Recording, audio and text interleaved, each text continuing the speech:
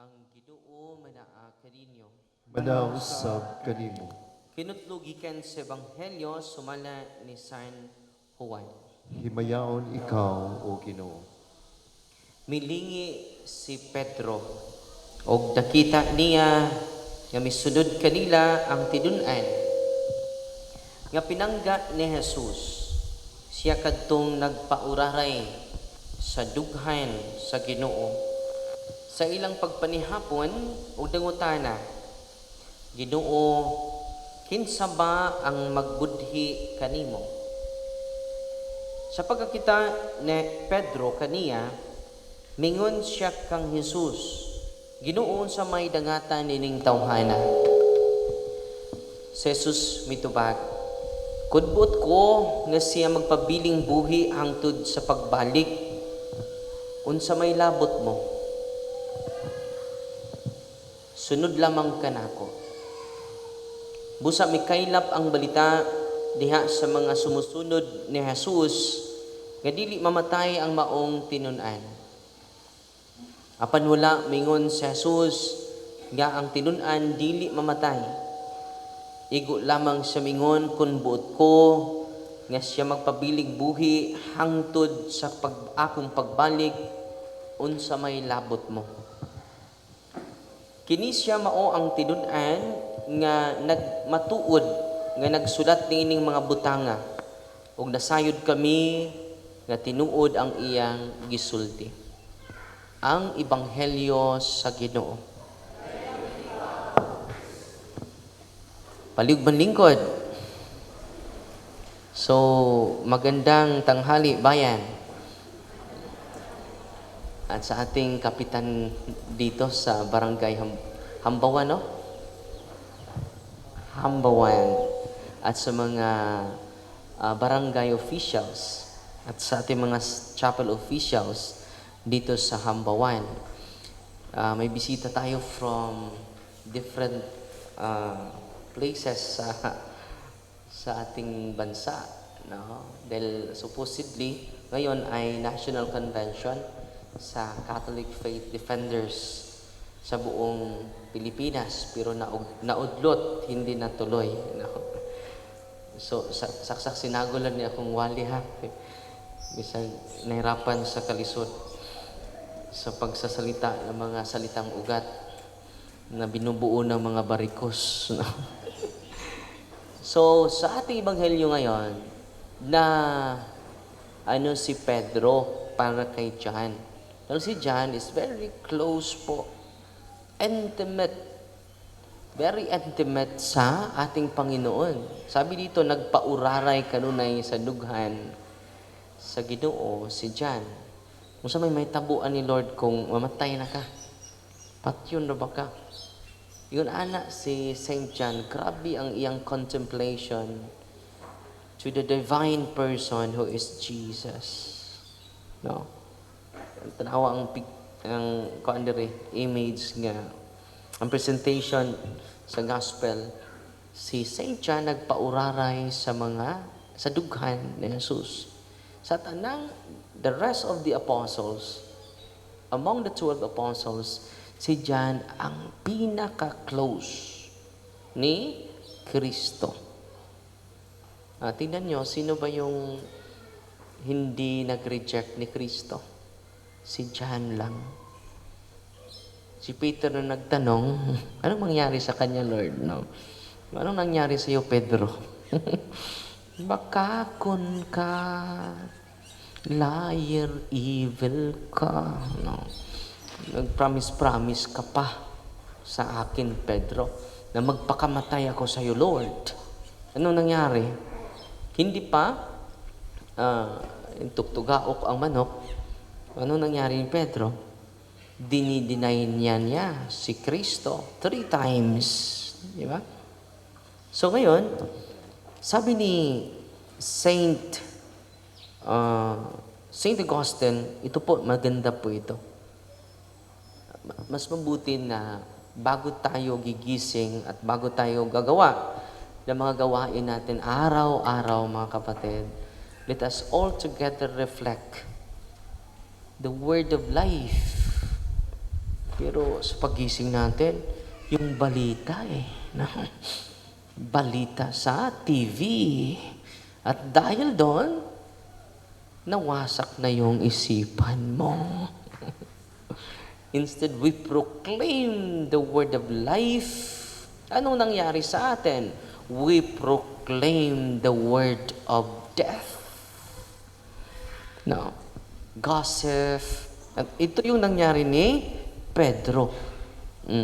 Marites si Pedro Anong mangyari sa kanya, Lord? No? Ito yung sabi ng mga church fathers po sa ating ibanghelyo ngayon. No, maganda po ito. Kukuha po ako ni Saint Gregory the Great. Ito yung reflection na sa ibanghelyo. Peter and John as symbols of two states of life. Peter represents the active life. Kung active tayo, di ba? Marami tayong marinig na mga different informations. Negative, positive information. Ito yung buhay ni Pedro. At dali po ang disposisyon ni Pedro. So, ang gusto ni Kristo, sabi ni Kristo sa Ebanghelyo ngayon, kung buot ko nga siya magpabiling buhi hangtod sa katapusan. Kung sa may labot nimo. So, ano ba yung implication nito? Ito yung implication, mga kapatid.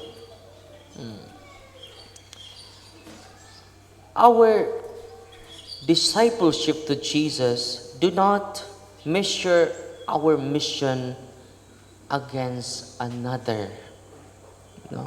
Concern na concern tayo sa iba. No? Pero ang nawala pala tayo. We create our own problem. We create our own enemy. And that enemy is ourselves. Faithfulness matters more than comparison. So, ang nangyari ni Pedro, kinukumpare na niya yung sarili niya kay John.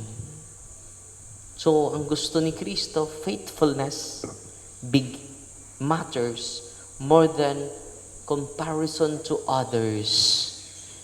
Mas close pa man siya ni Christ. Nagpauraray man Diyod.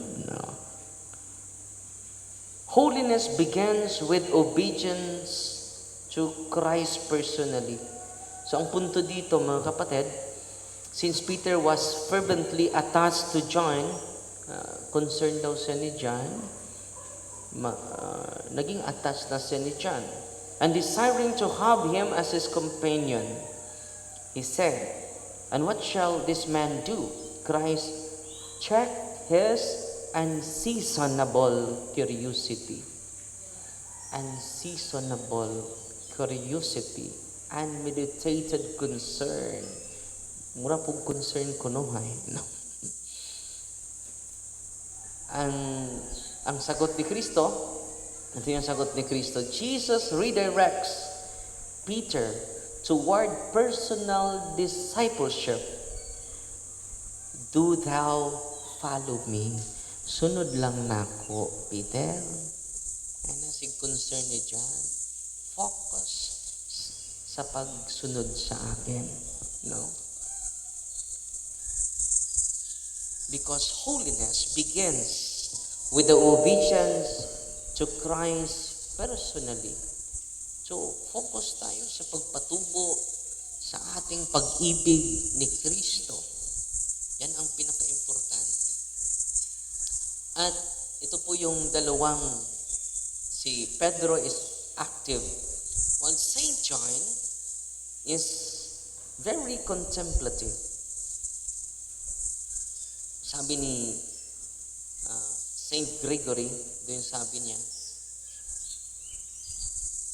John, the contemplative, the active life struggles amid earthly burdens. Kung nandito tayo sa labas, di ba? Struggle tayo sa mga negatibo na mga balita, negatibo, positibo na informasyon.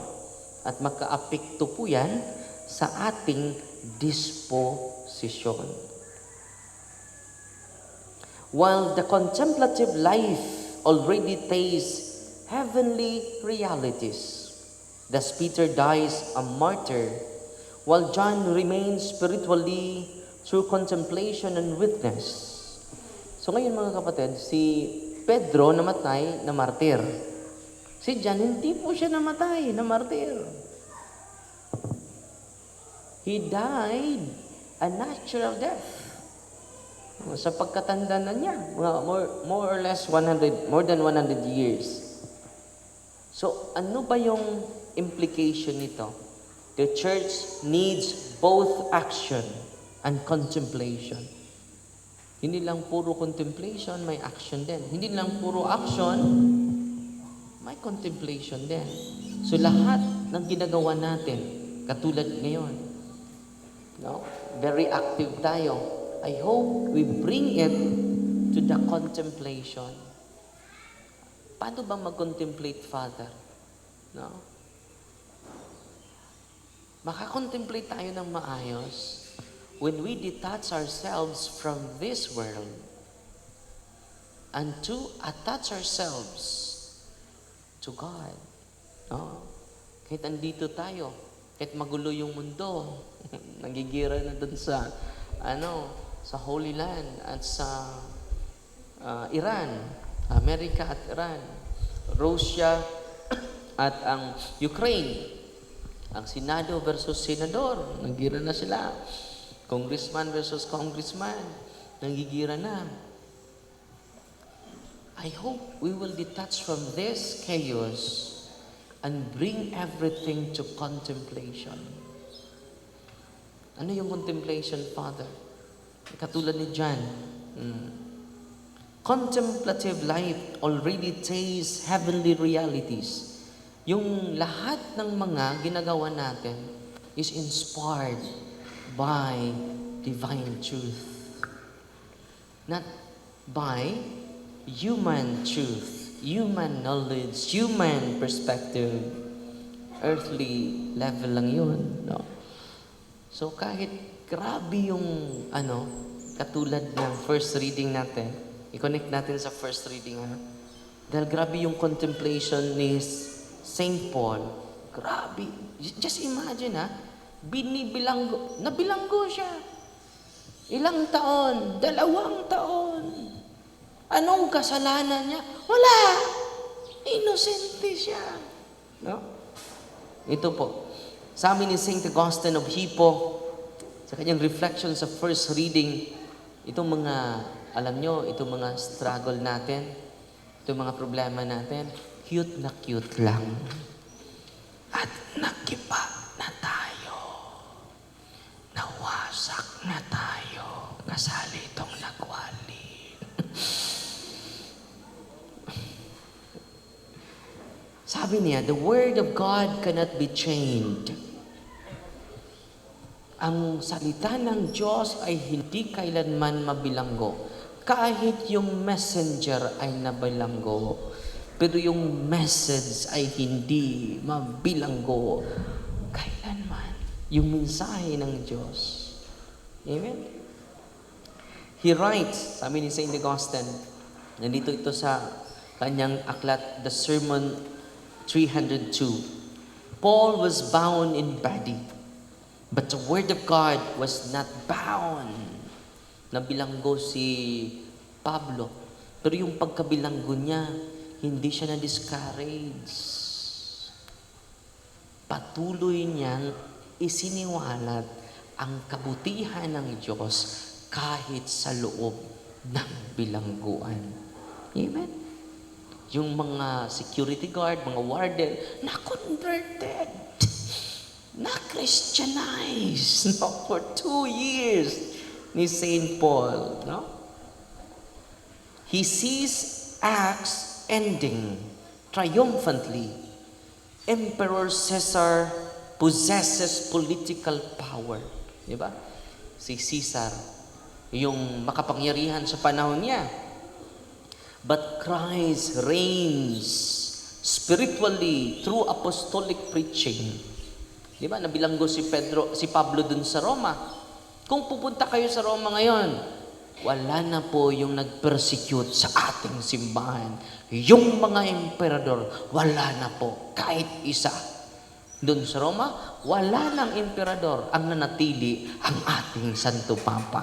Bigyan nating papuri si Kristo. Amen? Nawala na ang emperador, nandyan pa yung tagasunod ni Pablo, tagasunod ni Pedro, ang ating mahal na Santo Papa. Amen? Sinong nawala? Ang mga emperador. Ang nanatili ngayon, emperador light na lang. Ang nanatili, emperador light. Oh, emperador light na lang yung nanatili. No?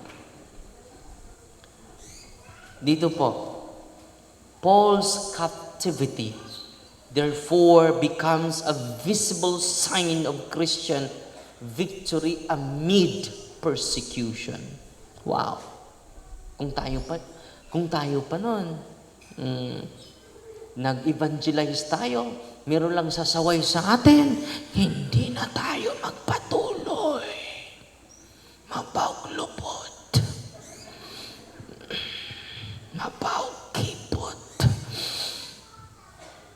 Hindi na makita. Hindi ka nga binilanggo, ha?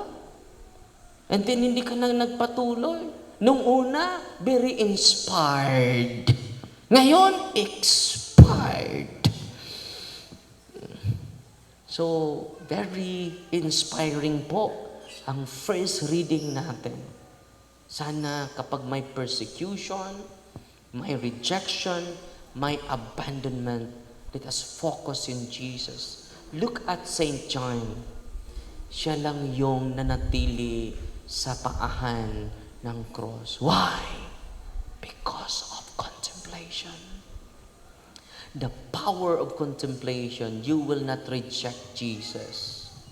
But look at the apostles. They reject Jesus. They abandon Jesus during His suffering. During His greatest tragedy of His life, ni-reject siya. Only John remained. Now, and the strategy of John is always contemplate to the divine realities, divine truth na ibinigay ng simbahan sa atin. And then, in the midst of persecution, you will not abandon the church. In the midst of rejection of the world, you will embrace more the Church of Christ, not the Iglesia ni Cristo in Punta Santa Ana, Manila, but the Church of Christ, founded by Christ Himself. Amen? Excited ba kayo sa araw na ito? So, after sa ating misa, meron tayong series of catechism po. I hope ibibigay niyo yung 2 tainga, hindi lang yung 1 tainga. Bakit? Knowledge is. If you have no knowledge, meron pa ring power. Kili-kili. Power.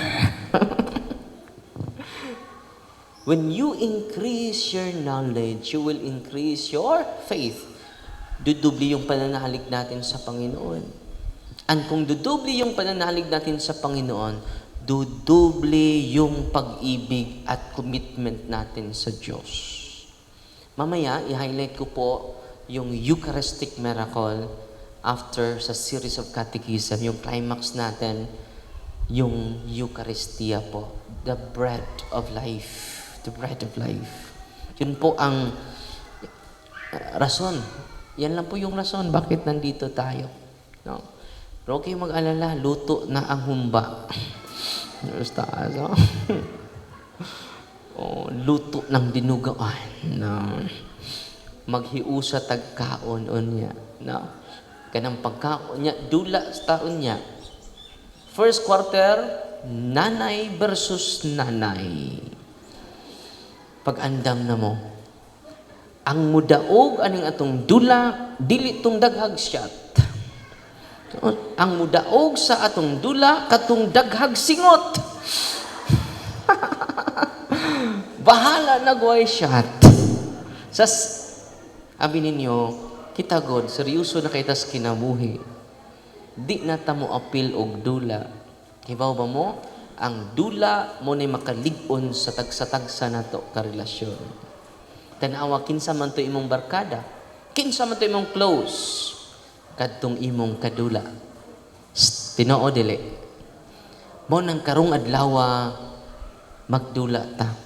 Aron, maklose na ta. Amen. Sa second quarter, tatay versus tatay. Sa nanay versus nanay, ay mo kaguol, kay wide ribulay. Why outay? Bahalag mabot mo dito sa ubos, gito na sa bula. Oh, foul lang ang itawag. Foul, no. Oh, apil, no. Apil dyan, no. Wide ribulay, why outay, wapoy siya tay, no. Nalingaw ko itong mga nanay dito, nagdula mi, no. Pagpadagan nila padung dito, dagan mga inanagan dito, nibalik siya. Iyang gi-shoot dito sa... Yung siya, ay, ato, di na tong ring. Diyan rin, balik magka. Why, hindi bantay na ko. Lingaw kayo na niya, ha? Yeah, 1 in a million naman eh kayo. Ato na butas laing barangay.